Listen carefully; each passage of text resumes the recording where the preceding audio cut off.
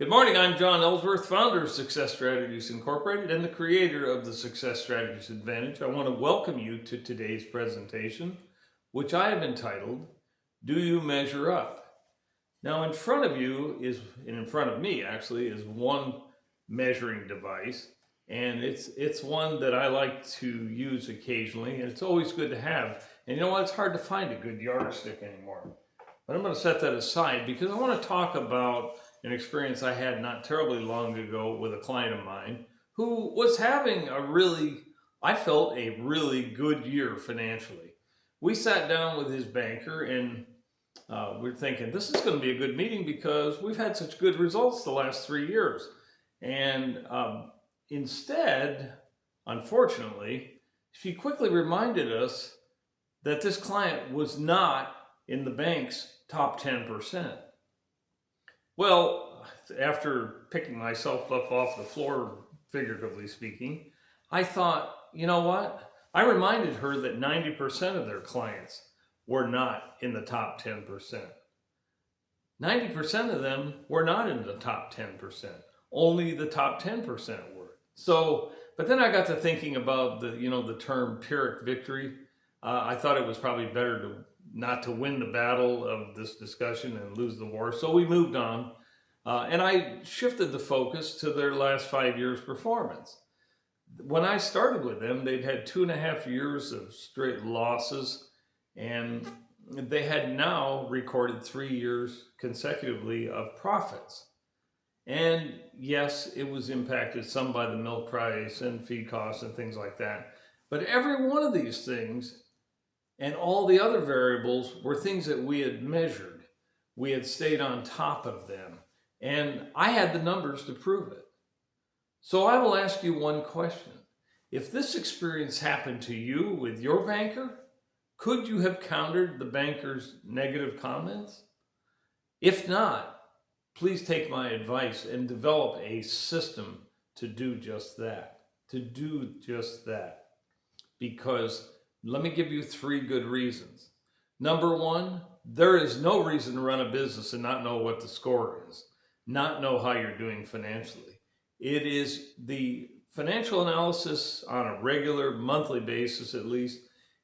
It's a scoreboard. It's like being in a game and knowing what the score is. You want to know how you're doing, not to beat yourself up, but you must know. And you must know what you need to change and to get better. And the only way you can do that is to measure it. I see people selling out. Some of them didn't know. But I can tell you another good reason to know what that scoreboard says. And that is, I've had a couple clients who have exited the dairy industry this year for various reasons, mostly related to their co-ops and the financial beating that they were taking on. And I'm not belittling the co-ops, I'm just saying it was very painful for them to have to pay in $3 to $5 per hundredweight to recapitalize the co-op, which should have been making money all along. But that's another subject. Anyway, knowing the scoreboard and what it says can help you optimize your exit if you are going to get out. And I think in both cases, this has been a very positive thing for my clients that have exited this year. They knew exactly what the score was, and they didn't like what was coming down the road, and they decided to exit gracefully and did very well as a result. Point number 2 of the 3 reasons, it's good to be prepared. It's great to be prepared for comments like this banker made. In fact, I didn't belittle her. I did derail her somewhat, but the point is, I helped win her over to the fact that, this client may not be in their top percent of the bank, but they're very profitable, and the bank's making a profit off of it too. And so I think it's important to win her over because your loan officer really is your support staff, your marketer for your loan approvals. And I think it's important to keep them on your team, keep on their good side and keep them on your good side as well.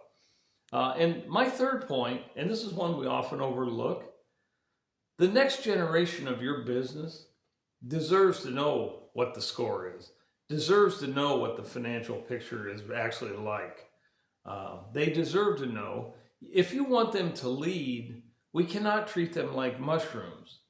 Keep them in the dark and feed them blank. I won't describe that. But as a matter of fact, and you might want to consider this, if you have someone coming in as the next generation in your business, they may very well represent your retirement funding as they take over and lead your business into the future. So it's a good thing. It's in your best interest to make sure that they know what's going on. And, they may even have some good ideas to help you move forward even faster and better. But anyway, the whole sum of this, do you measure up, is this. Financial analysis is key. It is absolutely crucial in any industry, including my own consulting business. It's important. And as you've heard me say numerous times, if you measure it, you can understand it. If you understand it, you can control it. And of course, if you can control your expenses or whatever you're measuring, you can improve it. So measure, understand, control, and improve. This is the key to your future success. If I can assist you with this, please let me know. We are very good at this at Success Strategies, and we do a lot of analysis for clients on a monthly basis. If I can assist you, please let me know. I want to thank you for listening today. I'm John Ellsworth, founder of Success Strategies Incorporated and the creator of the Success Strategies Advantage. Thank you very much.